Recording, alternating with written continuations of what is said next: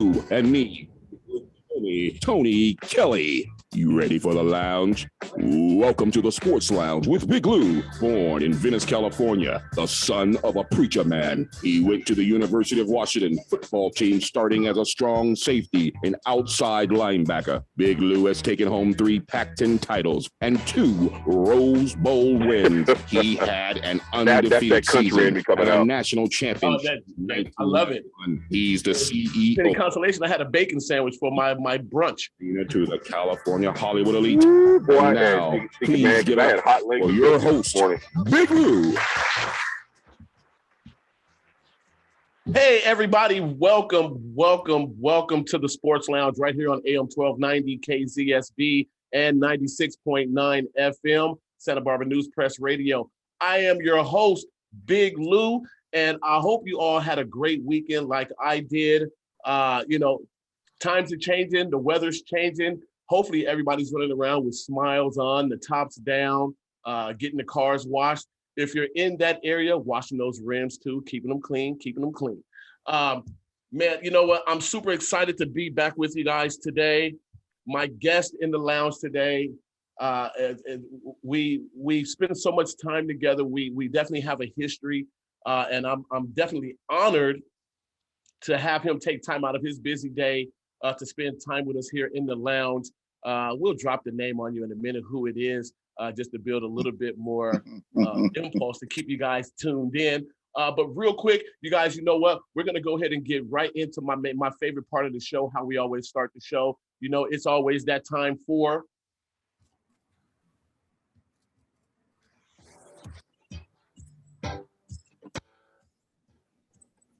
I guess we're waiting on Dr. D, but we'll hit it right now. It's time for our Big Lou's Sports Lounge. Chaos on the court. There we go, guys. Listen, NBA is back in full swing right now. And so we're just going to go over a couple of the scores from last week, on Sunday, yesterday. And in case you missed it yesterday in the NBA, Celtics and the Pistons played a good match, but the Celtics came away with the win, 113-104. Raptors got crushed by the Atlanta Hawks, 127-100. Cleveland Cavaliers is doing the best they can without having Cleveland's own son, LeBron, on site. Cleveland did get the win over the Wizards, 92-86. This is all on Saturday, people.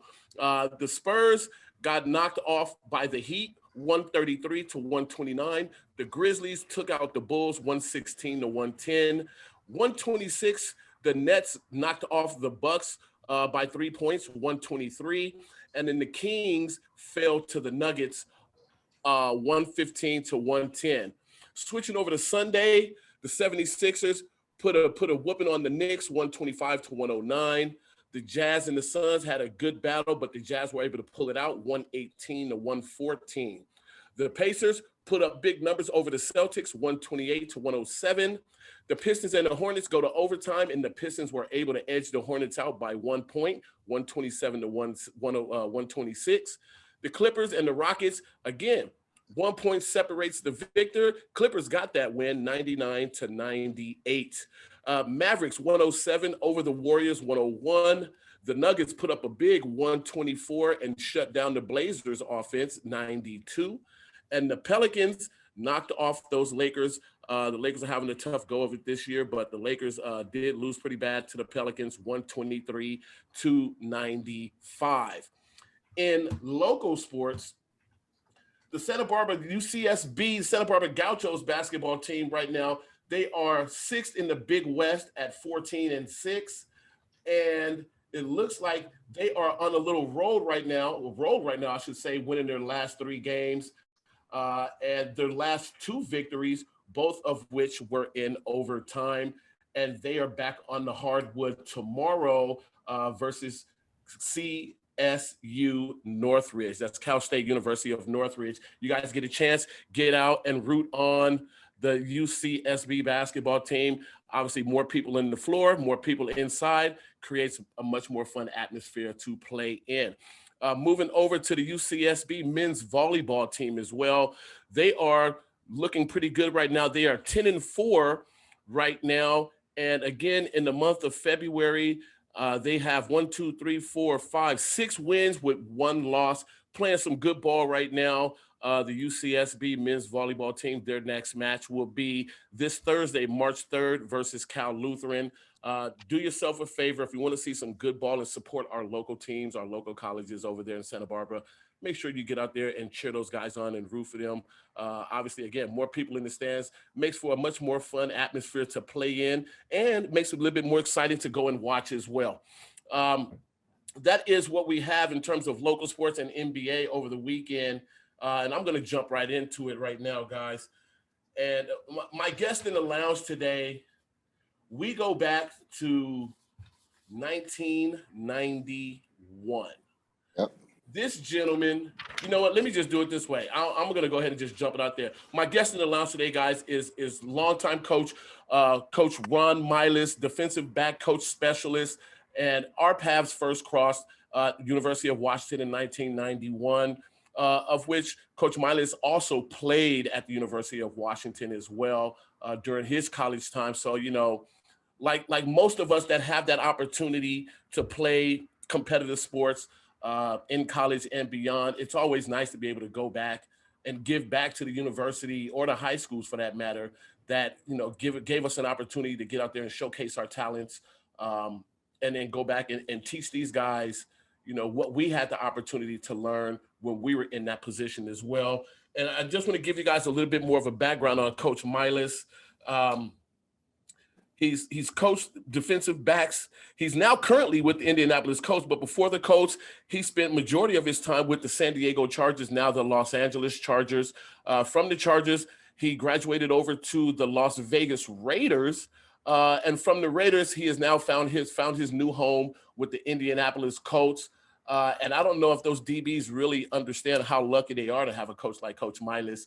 Again, we go back to, you know, Coach was a young man when our paths crossed at the University of Washington, and here we are, you know, some 20 years later, and he's still doing his thing and having success doing it, which is an amazing feat in itself. So, you know, let me just get out the way right here. Just, you know, guys, put your hands together. Welcome him into the lounge for us today. Coach Ron Milus, Coach. Hey. I'm so grateful. Thank you for taking time to join us in the lounge today, man. How's things going for you? You know what? It's going very well for me. The biggest thing is that I was able to find some work, you know, that month of January, whereas I was out there after the season with the Raiders trying to look for basically work. And I was, you know, fortunate enough that Gus Bradley was able to land a job here with the Colts, and he felt strong enough that Ron Milus should be coming along with him. Well, you know what? I mean, that just shows that Gus Bradley right there, he's a sharp man to keep you on staff, Coach, to keep with him. So definitely glad to see that you're still out there putting in the good work, putting in the grind. And congratulations to you for getting another opportunity to stay up there and teach these guys what you have inside your head between the ears, and see if we can't get these guys to play a little bit better while we're out there. Well, the one thing they do have, they got talent here. When I say we have talent here with the Colts. I mean, we've got some guys that have gone on to Pro Bowls.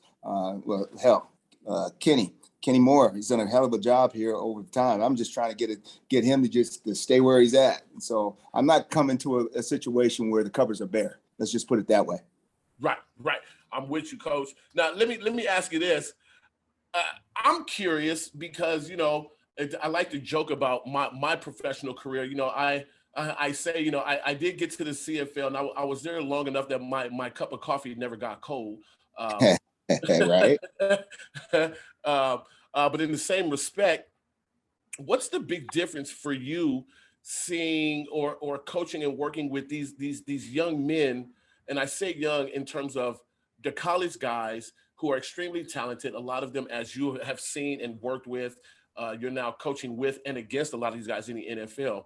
What's the big difference that you have noticed and experienced between coaching in the college ranks and then going into the NFL ranks, to the top, the highest level of all to coach?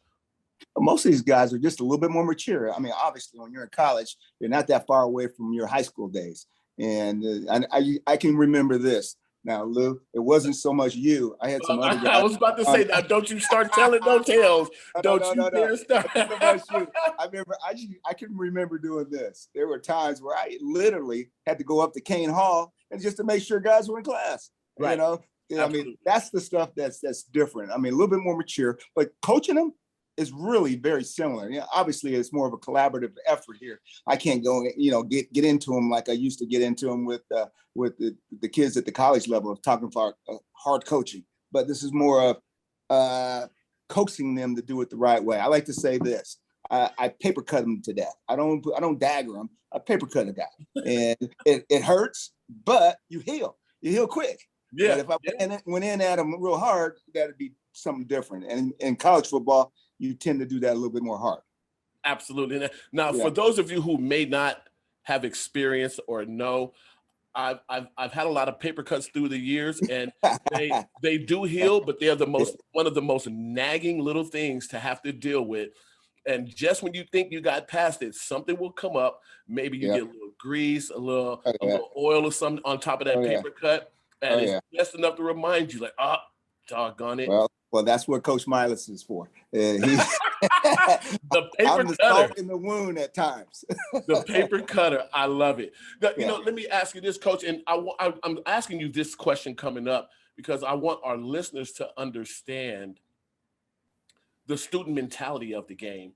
And, we have a lot of guys out there who are extremely talented, right? They just have that natural, raw something that you just can't teach, whether it's courage, the ability to understand where they are on the field, breaking on balls. And then there's the student mentality aspect of the game in terms of understanding who we're playing and what they're trying to do against us. How much of the difference of the two, the student mentality aspect of the game versus just natural raw ability and talent, plays a role in the NFL? Is it harder to get guys to be more tuned in the student mentality part because they're so much further along in terms of natural athletic talent and ability? Or do you find that even the guys who have all the natural raw skills have just as much tenacity on the student aspect of the game? Well, now here's what I will say. Okay, at the end of the day, it's still about tackling, throwing the ball, and all those kind of good things. But you still have got to be a student of the game, kind of like what you're talking about. What I've found over time, the guys with the most athletic ability are not always the best players. That's just like when you were growing up. There's probably a kid or two when you were growing up was probably a better athlete than you were, Lou. Okay, absolutely. But up here it wasn't quite the same. The same thing is here at the National Football League level. I've had first rounders with all the talent in the world, but they can't put it all together. And then there's the free agent. For whatever reason, they're hungry. They're willing to learn. They're just eating up everything you basically say. They have enough ability, and they are able to flourish and then take it to the next level. The perfect example is Chris Harris, who was with the Denver Broncos for a number of years. I want to say he may have made the all-decade team. I mean, at the end of the day, he came into our organization, and I think it was 2011 when I was with the Broncos as a undrafted free agent, may have gotten $1,500 as far as the signing bonus was concerned, and then turned that $1,500 into whatever he's made in his career. And but part of that is he had the right mentality. He had the mentality, and he had the wherewithal to figure it out in the classroom as well as on the field. And then there's those guys you see with height, weight, speed, but just can't put it all together. And at some point, I know the NFL, not for long, at some point they weed themselves out. Right. And I think that's exactly what happens at the high school level. It happens at the college level, and it definitely happens at this level. Those guys that can't figure it out, they'll get weeded out. Absolutely. You know what, Coach? We're at that moment right now, and people know listening to the show, we have to take a quick break. That's how we pay the bills around here. Otherwise, I said it last week, we'll be doing the show in the dark. Hey guys, you're listening to Big Lou, the host of the Sports Lounge right here on AM 1290 KZSB and 96.9 FM, Santa Barbara News Press Radio. We're in the lounge with Coach Ron Milus. We will be right back. Hey everybody, welcome back to the Sports Lounge right here on AM 1290 KZSB and 96.9 FM Santa Barbara News Press Radio. In the lounge today is a longtime I can say friend now, was a coach of mine through college. We kind of went through the maturation process together as player coach, and he has blown his career up into being a staple in the NFL, coaching defensive backs on the highest level possible. He's here with us, Coach Ron Milus. Spent some time with the Las Vegas Raiders, a huge majority of his coaching career with the San Diego Chargers. He has now been brought on to the Indianapolis Colts and is going to make a huge impact there with those guys. And Coach, let's just jump right into that with where you are now. And I'm going to ask you, you spent the majority of your career with the Chargers. Who was one of your favorite players to coach while you were with the Chargers? I think that was an easy one. He's there now. I don't know if you guys heard of Derwin James? Absolutely. He reminds me of myself. Absolutely. I mean, he's unbelievable. Okay. When I say this, and I've said this to other people at times, is that you know how good a player he is. He's a better person than a player.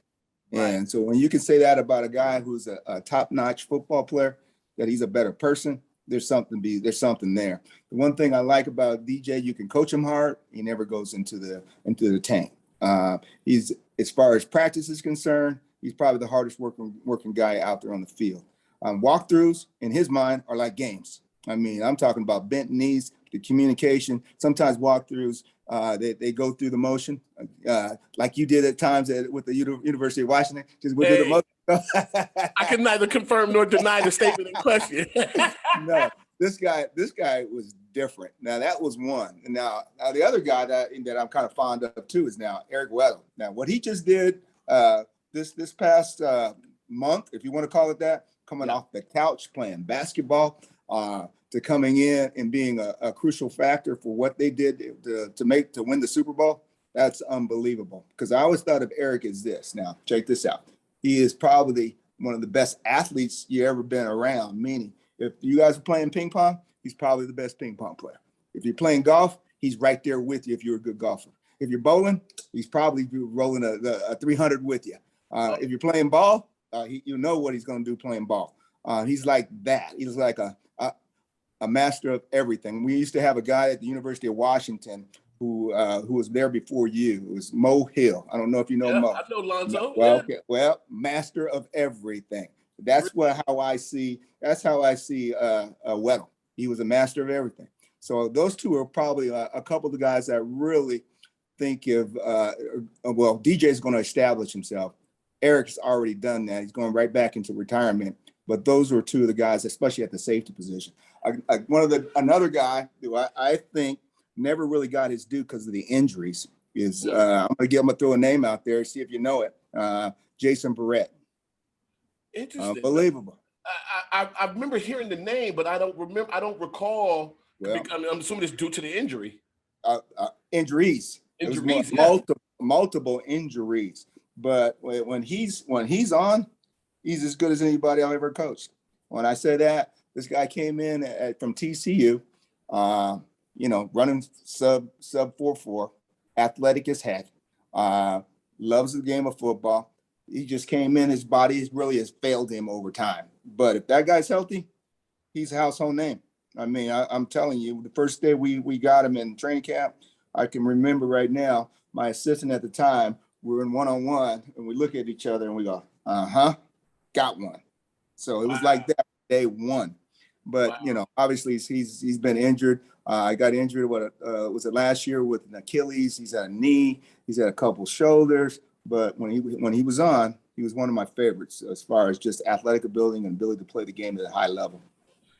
Coach, and one thing I want to bring up so our listeners can understand, people who follow the show, who watch all the podcasts of the show as well, is the durability of these athletes that you guys are out there coaching and training. Mm-hmm. And can you talk a little bit about how they get themselves prepared in the off season? And I ask this question because most people don't really take into account everything that they do in terms of dotting the I's and crossing the T's, the amount of film study, the amount of studying the plays, the adjustments on the fly. And this is all in the off season before we even get to the season, because people are so, caught up in what they see on Sundays and what these guys are able to do that they don't realize the amount of work that these guys put in to be able to perform like that week in and week out with the physicality of the game of football. Can you tell them a little bit about how, what's the off season like for some of these guys, how they get physically prepared for that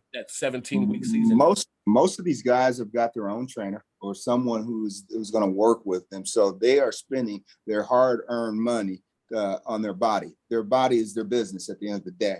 And so they may take off, 3 or 4 weeks right after the season just to heal up. But as soon as that maybe even mid-February or at the beginning of February, it's back on. And and normally those guys are either going somewhere, meaning Arizona, Florida, where all those, even California, where all those training centers are at, and spending their hard-earned money trying to get themselves better. Even in the off season, we even had kids come in. When I say kids, players come into the office and they worked with our people. We weren't per se able to, go through film and all that kind of good stuff. But, they were there. They knew that, at least I knew that they were working at their craft, meaning that they were putting the time for when it comes around to September, they're ready to go.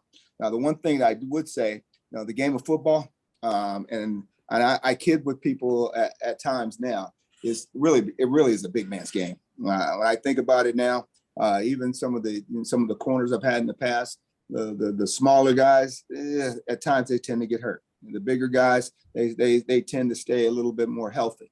And I've kind of grown to the fact, with Gus Bradley and what they did with the Seahawks, you can see what Richard Sherman looks like. He's 6'3" and he's 200 and some odd pounds, right? Right. Okay. Right. That's extreme as far as corner is concerned, 6'3". But the 6 foot guy is what we're looking for. Not so much the guys that look like me. So. Now, for those of you who are wondering, Coach Milus he's just a hair under 6 feet tall. Well, a little less than that. I'm a 5'9" and a quarter. But look, I can tell you this, Coach, we dug up some old film on you back in the day.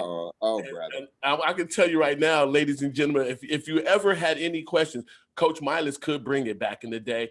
And I'll see if I can remind you of this, Coach. We were in the Husky weight room one day. We were all screwing around, getting our lifts in, but having a good time with what we did. And I want to say it was myself, Dave Kilpatrick, who was one of our inside backers, safety at the time. And it might have been Tommy Smith, actually, who was our other strong safety. But we were giving Coach Milus a hard time. And somebody, I think it was maybe 335 to 350 on the bench press. And, we used to always give Coach Milus a hard time. We're young. Coach Milus is in his late 20s, maybe early 30s at the time.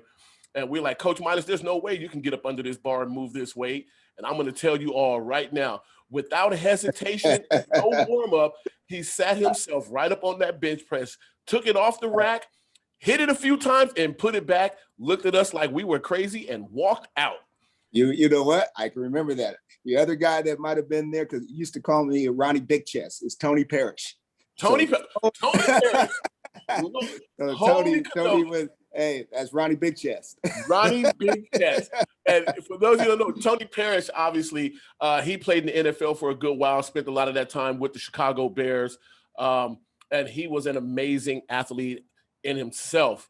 And I talked to him. I randomly ran into him one day in a sushi restaurant somewhere in West Hollywood, and it was the biggest reunion for a moment. And everybody in the restaurant was looking at us like we were about to fight, because we were staring at each other like, I know you. No, I know you. I was like, Tony, that Sweet Lou, and it was this massive hug. Sushi flying everywhere, soy sauce was flying everywhere, and it was a great time. Listen, guys, I'm sitting here in the lounge with my old coach friend, NFL defensive back coach extraordinaire, Coach Ron Milus. He is now with the Indianapolis Colts, about to embark on another fun season of NFL. We're getting ready for the combine as well. So we're going to come back. We got to take a quick break. We're going to come back and pick Coach Milus's brain, see what they're looking at, how they evaluate talent in the combine, and see what he has to say about that and who they may or may not have their eye on. I don't want him to give anything away because everybody will be listening. But hey, this is Big Lou, the host of the Sports Lounge right here on AM 1290, KZSB, and 96.9 FM. We will be right back. Hey, everyone. Welcome back. Welcome back to the Sports Lounge right here on AM 1290, KZSB, and 96.9 FM, Santa Barbara News Press Radio. In the lounge today, it's my longtime now friend ex-coach of mine from college. Man, when we did it in college, we did it with the best, and he was definitely one of the best out there.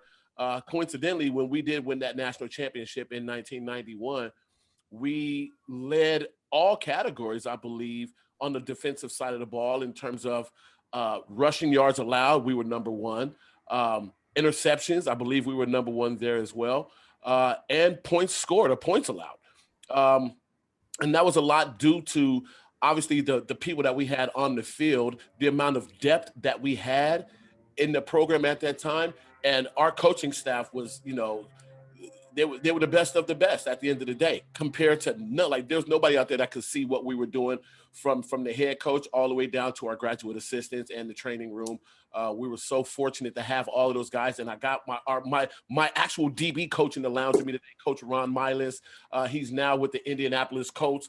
And Coach, my co-host and our other guys here in the lounge got some questions for you as well. So we're going to pass the mic over to my co-host, Big Lou's homie, Tony Kelly. And he's got a question or two for you, Coach. All right. Coach, it is an honor to have you in the lounge today, because I'm working with a guy right now that's sitting here listening to this show, and he is a diehard Colts fan. And he just wanted to say he is so excited that you're joining the staff. Well, wow, appreciate it. Thank you. Like I said before, excited about this opportunity to come to a organization who it's heading that way. It's heading in the right direction, and so hopefully we'll get there in this coming season. We have no doubt that you will. What my question is for you, Coach, and just to pull the curtain back for some of our listeners, with the free agency market about to open, the draft is coming up. Can you take our listeners behind the scenes a little bit, pull the curtain back, and what that process is for a DB coach and the coaching staff, the evaluation process, and what type of player you guys are looking at based on the scheme that you guys are going to be playing this season? Right. Well, I can say this. I know from the first day I arrived here, Chris Ballard, who's the GM, he's really harped on the fact that the kind of guy that we want to bring in, especially in the secondary, he's got to have the ability to turn the ball over. Now, the number in which Chris has used over time is 40 turnovers, be it by interceptions, be it by caused fumbles. 40 turnovers is the number you're looking for to be an elite on the defensive side of the ball. And I can say this: the Colts have gotten close as far as those turnovers are concerned. So the kind of guy that we're going to be looking for in the back end is the guy who has a history of turning the ball over. The guy that has, I always said this to our players. I asked them, how many interceptions have you had since your high school days? And I'm talking about you went 4 years of high school. Generally, those guys have either gone 3 to 4 years of college, and whatever year, how many years they've been in the National Football League. How many interceptions do you have? Those guys that come up with the number of, I think I got 6. That's a lot. That's not enough.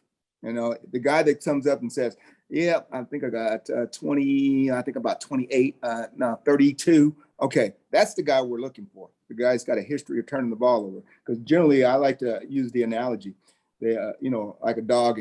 For instance, if he doesn't bite as a puppy, he's not going to bite, and when he's a big dog. So if they don't have that ability to turn the ball over as a high school or a college type of defender, they're probably not bringing those turnovers with them.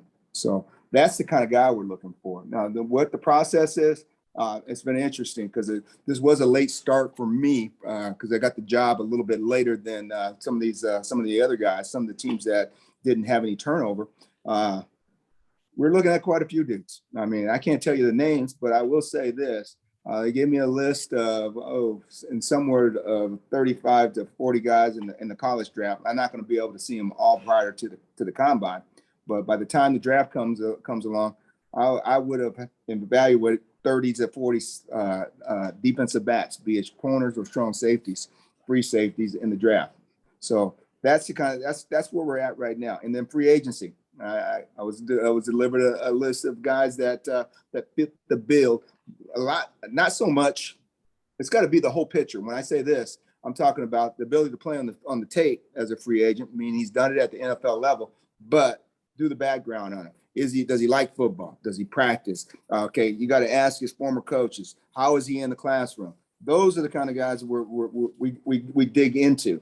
Those guys that don't practice, that don't really like football, they've had a history of injury, they've got some off the field issues, and we're probably going to steer away when it's all said and done. So if I'm a DB coach that's done this for a long period of time, that's the kind of guy that I've been looking for all along.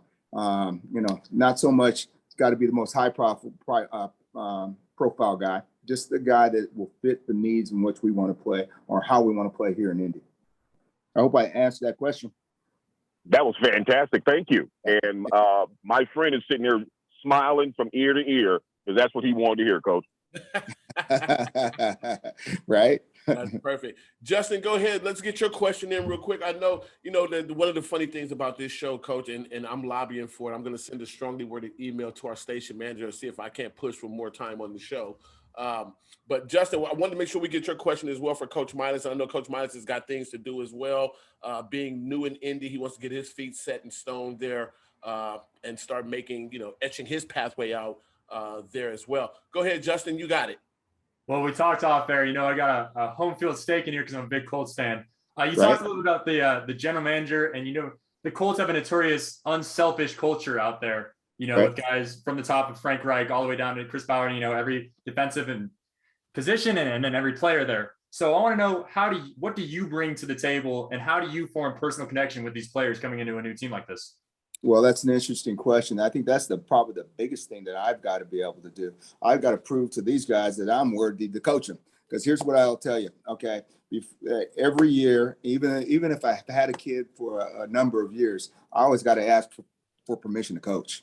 You got to ask for permission because they're not just going to give it. If they do give it to me, I don't give it back to them. But I got to prove myself how I am in the room every day. If I'm organized or not, how am I going to coach these guys on the field? And I just got to be consistent. It can't be too far over the top, but it can't be so far down here where they're not really respecting what I'm talking about. So at the end of the day, I've got to bring energy every day, meaning on the field. That's part of the reason I try to stay in shape with that bench press sometimes, Lou. There you go, Coach. But I got to be able to keep up with these guys. Now, heck, I'm 58 years old, going into year 23.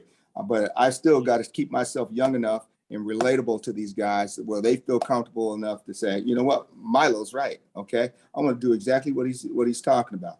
And if I can get that conveyed, then I'm going to have some success, or we're going to have some success. Thank you, Coach. I know that's right. And listen, people, I want to know, for those of you who can't see and might not see the show on YouTube or any of our podcast sites with the video, let me tell you right now, Coach Milus said he's 58. He doesn't look a day over 22. So whatever you're doing, Coach, I definitely know you have a book that you can write that will be a bestseller on how to keep it young as we get older. Listen, guys, we have to take another quick break.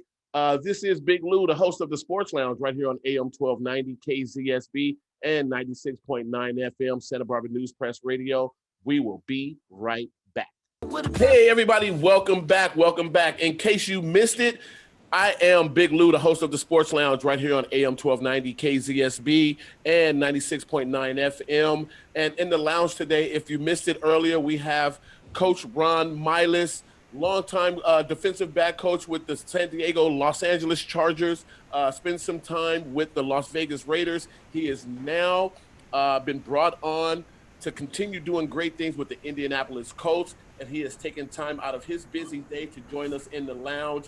It's been super fun having Coach in the lounge and reminiscing. For those of you who don't know, Coach Ron Milus was my actual position coach in college when we were doing our thing at the University of Washington. Go Huskies. Coach, real quick, one last quick question. What is some advice that you were given that has helped you in your career? Whoa, that is a good question. Golly. I mean, it sounds cliche. It's biggest thing is treat people the way you want to be treated. Treat the players, the people around the building with respect, from the guy that's the janitor to the guy that's the owner of the team. And you try to treat those guys in the same realm, and you're gonna find yourself having some sort of success. You're gonna have guys that are gravitating to you. I think that's the biggest thing. I've had some situations in my coaching career where it wasn't always that way, where I'm dealing with a gentleman or two that it was all about them, or they want to be degrading to the coaches. And then that's hard to go into work every day that way. And I can just remember there were some times where I got to work, when I opened the door, I did this. Okay, how am I going to get through this day? And that's not how it should be at whatever level, be it Pop Warner, high school, college, or even at the level in which I'm coaching now. It should be whereas it is now, where I dang near skipped to the door. And I can't wait to what's going to happen. I'm going to give a Gus-ism. Something good's going to happen today. And and that's how he goes about his business. And I think it permeates throughout our defensive staff, who that vibe goes to the players. And again, this is our third organization together. When I say that, Gus, Richard Smith, and myself, we were with the Chargers. Then we went to the Raiders, and now we're here with the Colts. And there's something to be said about that's the way to go about business to have some success. Okay, treat people the right way, and from the lowest man on the pole to the highest man on the pole, and you'll find yourself in pretty good shape. That's amazing, Coach. It reminds me of another way of saying that. Also, is if we put good energy out there, it's going to come back. I call it the boomerang effect. And again, it's you already touched on it. Treat people the way you want to be treated, and you will see that you will have better success in our relationship that we build with people as we go through this thing called life. How can people find you, keep up with you, stay updated with what you got going on, social media, all that good stuff? Let us have all that so we can stay up with you and now your new journey with the Colts.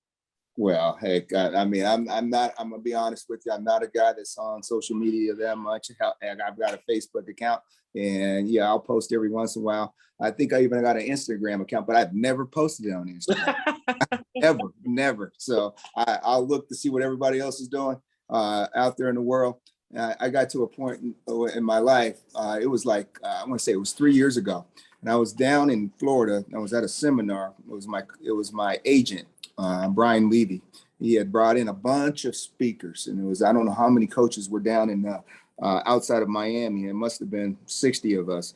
And there was a lady that got up and started talking about, you should be out there more as far as the social media and how to go about doing it where it's not coming off in a negative way. I just never got into it. I didn't have a Facebook account until 2 years ago. Wow, so, Coach, that's crazy. Hey, Coach, we got to shut it down. We got like 10 seconds left on this thing. I want to send a big shout out to you, Coach Milus. Thank you for joining us in the lounge today. Guys, this has been the Sports Lounge right here on AM 1290 KZSB and 96.9 FM. We will see you next week.